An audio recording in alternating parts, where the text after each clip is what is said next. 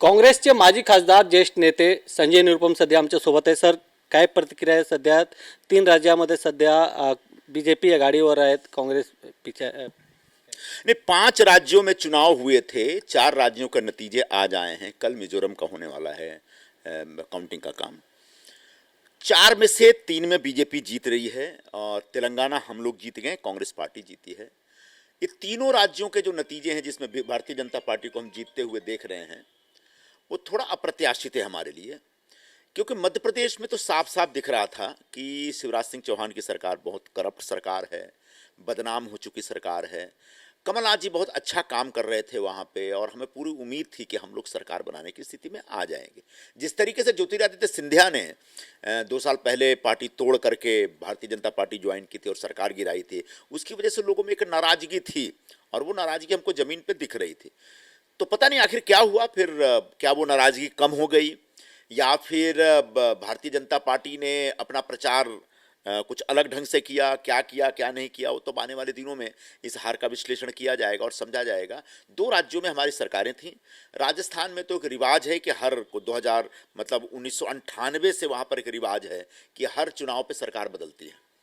छत्तीसगढ़ में ऐसा नहीं है। अच्छा, दोनों राज्यों में हमारे जो मुख्यमंत्री हैं बहुत पॉपुलर थे, उनकी योजनाएं बड़ी पॉपुलर थी। चिरंजीवी स्वास्थ्य योजना राजस्थान की बहुत ही लोकप्रिय योजना थी। ओपीएस जो ओल्ड पेंशन स्कीम लेके आए थे, उसकी वजह से वहाँ के कर्मचारी बहुत प्रसन्न थे। फिर तीसरी बात आप कह लें, आप वहाँ पे जो 500 रुपये में से गैस सिलेंडर देने की योजना थी, वो तो योजना इतनी अच्छी थी कि नरेंद्र मोदी जी को आखिरकार उस योजना के आगे झुक करके अपना उज्ज्वला वो भूल जाते हैं और 450 रुपये में सिलेंडर देने की बात करने लगते हैं। तो उस ट्रैप में वो आए। तो वहाँ पर अच्छी योजनाएं थी। इधर छत्तीसगढ़ में एक धान खरीदी की जो योजना थी, वो बहुत उत्तम योजना थी। उससे वहाँ के किसानों को बड़ा लाभ हुआ। किसानों के कर्ज माफ़ी, आदिवासियों के बीच, आदिवासी महिलाओं के बीच बघेल सरकार ने बड़े अच्छे कार्यक्रम चालू कर रखे थे और उससे काफ़ी हद तक वो मुख्य धारा में आ रहे थे। तो सब कुछ अच्छा था। फिर भी या तो भारतीय जनता पार्टी का प्रचार हमसे बेहतर हुआ या हमारी रणनीति में कुछ कमी रह गई। अब क्या हुआ क्या नहीं हुआ, जो भी है, लोकतंत्र है, जनता का फैसला है, उसको स्वीकार करना पड़ेगा और आने वाले दिनों में हार के कारणों का विश्लेषण करना होगा। लेकिन अभी जो बीजेपी है, आशीष शेलार ने कहा है और मुख्यमंत्री एकनाथ शिंदे ने कहा है कि जो राहुल गांधी ने प्रधानमंत्री को पनौती कहा था, उसका परिणाम, उसका जनता ने यह रिजल्ट दिया है।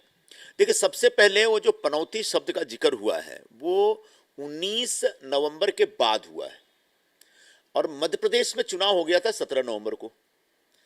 तो अगर मध्य प्रदेश में इतनी बड़ी जीत होती है तो तब तक तो पनौती शब्द का जिक्र ही नहीं आया था, क्योंकि 19 नवंबर को फाइनल होता है अहमदाबाद में। उसके बाद इस शब्द का लोग इजाद करते हैं, उसको ट्रेंड करते हैं, जिसका 1-2 दिन बाद फिर मेरे ख्याल से राजस्थान के चुनावों में इसका जिक्र आया। तो मुझे नहीं लगता कि इन सब बातों का उतना असर होता है।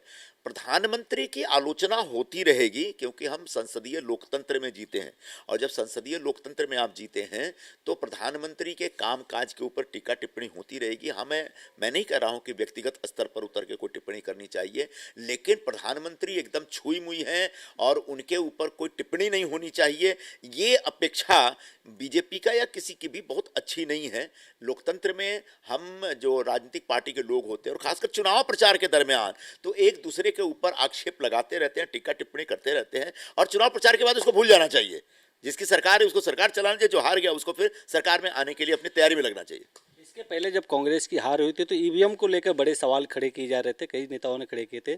क्या इस बार भी आपको लगता है कि ईवीएम में कुछ छेड़छाड़? देखिए, एक बात तो स्पष्ट है कि ईवीएम में छेड़छाड़ की जा सकती है। ईवीएम में छेड़छाड़ नहीं की जा सकती है, दुनिया की कोई ताकत नहीं कर सकती। दूसरी बात यह है कि ईवीएम मैनेज होती रही है पहले भी। इस बार हुआ नहीं हुआ, क्या हुआ कैसे हुआ, ये आने वाले दिनों में पता चलेगा। लेकिन मध्य प्रदेश में जिस प्रकार का नतीजा निकल के आया है वो कई नतीजे चौंकाने वाले हैं। ऐसा लगता है कि बड़ा एकदम से एक अप्रत्याशित और एक कोई अदृश्य शक्ति काम कर रही थी। वो कौन सी अदृश्य शक्ति थी मुझे नहीं मालूम है साहब, लेकिन आने वाले दिनों में इसके ऊपर चर्चा होगी और होनी भी चाहिए। सुप्रीम कोर्ट में यह साबित हो चुका है कि ईवीएम मैनिपुलेट हो सकता है। इसी वजह से सुप्रीम कोर्ट ने वीवीपैट जैसी एक व्यवस्था करके दी। वीवीपैट की व्यवस्था भी बहुत उत्तम नहीं है आज की तारीख में। तो आज की तारीख में मैं ऐसा कुछ आरोप नहीं लगा रहा हूं, लेकिन इस ऐसी ऐसी ऐसी आशंकाओं को मैं खारिज भी नहीं कर सकता। क्या लगता है 3 राज्यों में बीजेपी को जीत के बाद केंद्र जो लोकसभा का चुनाव होने वाला है उस पर इसका कितना असर पड़ेगा? देखिए 2018 में हम तीनों राज्य के चुनाव जीत गए थे, मध्य प्रदेश, राजस्थान, छत्तीसगढ़, तीनों जगह हम जीत गए थे। तो उसका क्या असर पड़ा था लोकसभा चुनाव में? बिल्कुल इसी तरह से ये तीनों हार गए तो इसका क्या असर पड़ेगा? तो लोकसभा चुनाव और विधानसभा चुनाव दो अलग अलग विषय हैं, अलग अलग मूड के हिसाब से होते हैं, अलग अलग मुद्दे होते हैं। इसलिए विधानसभा चुनाव का सीधा असर आने वाले लोकसभा चुनाव पर पड़ेगा मुझे नहीं लगता। अभी 5 महीने बाकी है। हाँ, इस हर चुनाव में जब कोई पार्टी जीतती है तो उनके कार्यकर्ताओं का उत्साह बढ़ जाता है, मनोबल बढ़ जाता है, और उस भरे हुए उत्साह के साथ वो अगले चुनाव में जब उतरते हैं तो निश्चित तौर पर उस चुनाव को वो प्रभावित करते हैं, उनका उत्साह प्रभावित करता है। लेकिन 5 महीने का वक्त है, अभी 5 महीने तक ये उत्साह बरकरार रहेगा, मनोबल बरकरार रहेगा, और हमारा जो गिरा हुआ मनोबल है वो इतना ही गिरा रहेगा 5 महीने बाद भी, अभी कहना मुश्किल है। मुख्यमंत्री एकनाथ शिंदे यांनी सांगितलं आहे की काँग्रेसच्या पानिपत झालेला आहे. 2024 लोकसभेमध्ये सर्व रेकॉर्ड मोदीजी तोडणार आहेत. 2024च्या लोकसभा आता राहू दे, 2024 मध्ये जो विधानसभा होईल ना त्याच्यामध्ये यांच्या पानिपत होईल. कॅमेरामॅन नरसिंगचा गोविंद ठाकूर, TV9 मराठी, मुंबई.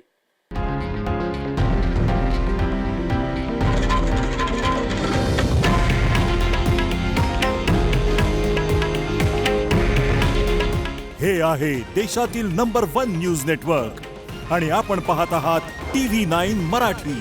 काळजी तुमची, हित महाराष्ट्राचं.